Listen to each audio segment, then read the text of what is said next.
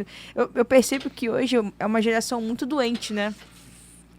Assim, nunca se ouve tanto problema de ansiedade, depressão, né? E é um tipo de mensagem que aquece os corações, né? Que muda.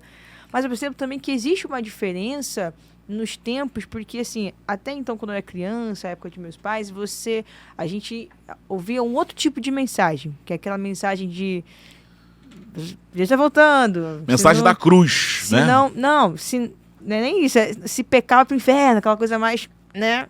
Mais e hoje rígida, mais né? rígida. E hoje mudou, né? O que assim, o que foi preciso mudar, né? O que você acha que foi preciso mudar? Perfeito. A gente precisa realmente definir o que é amor, no caso, né? Antes até de poder seguir com a pergunta. Um ponto importante sobre o amor é que o amor ele não se trata de uma... Só um pouquinho mais. Claro. Pegar Isso, pronto. O amor ele não se trata apenas de um sentimento bonitinho, carinhoso, mas se a gente for perceber como que Deus se move em amor, muitas vezes, inclusive, a correção está envolvida, né? Então, estava até conversando com alguns amigos sobre isso ontem, e uma das coisas que a gente conversou foi isso, né? Tipo, cara, o amor ele não se trata apenas de um carinho que eu dou, ele se trata também de uma correção que eu passo. Ele se trata também de alinhar as expectativas, de falar o que é certo e o que não é certo, de realmente revelar a verdade, e quando revela a verdade, a mentira também ela é mostrada. Então, eu acho que o grande ponto do que realmente foi mudando foi a gente sair de uma zona de religiosidade e performance para viver em um lugar onde o amor é o centro e a gente não vive mais baseado naquilo que a gente construiu, mas naquilo que Deus tem construído desde a fundação. A Trindade está nessa relação de amor. O Pai ama o Filho ama o Pai, e eles estão nessa relação. É assunto do nosso terceiro livro, inclusive. Eles estão nessa relação de amor, onde o Filho amado pelo Pai, o Pai amado pelo Filho, e o Espírito se amam desde a eternidade. E aí a gente percebe que nós, como criados à semelhança de Deus, também somos chamados para essa realidade. Então eu acredito muito que a verdade é que saímos de um lugar onde a religiosidade se tornava o centro para ir para um lugar onde Cristo é o centro, aquele que ama, mas também corrige. Aquele que ama, mas também nos ensina que temos uma cruz a carregar. Aquele que ama, mas também alinha as nossas expectativas. Aquele que nos ama, mas nos tira de nós mesmos. Tira do nosso foco, do nosso ego.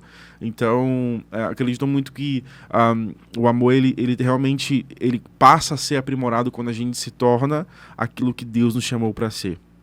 Como? Um filho maduro. O que Jesus era? Ele é um filho maduro. Ele se movimentou e viveu na terra sendo 100% homem, sendo 100% Deus, como um filho totalmente maduro e obediente ao seu pai. Mas por que Jesus ele foi um filho maduro? Porque ele entendia quem ele era, né? Quando a Bíblia fala que Jesus foi levado ao deserto para ser tentado. E à medida que ele foi tentado pelo diabo, a todo momento a questão que estava em jogo não era Jesus experimentar aquelas coisas, mas a pergunta inicial. Se tu és filho de Deus, faça isso. Se tu és filho de Deus, faça aquilo. Então, uma coisa que você falou, né? A gente vive em uma geração muito doente emocionalmente. Possivelmente, o maior problema da nossa geração é porque eles não conhecem a Deus. Porque, como deveria. Não conhecem a Deus como deveria.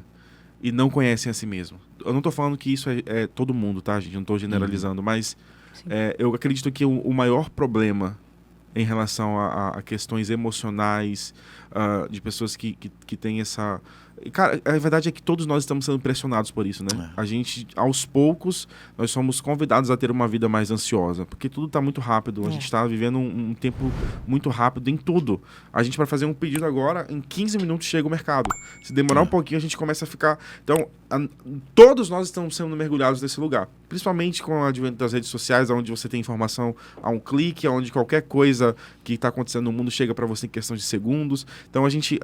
inconscientemente nós estamos indo para esse lugar, né? De ansiedade, de ter esse coração que se move pelo que sente, não pelo que crê.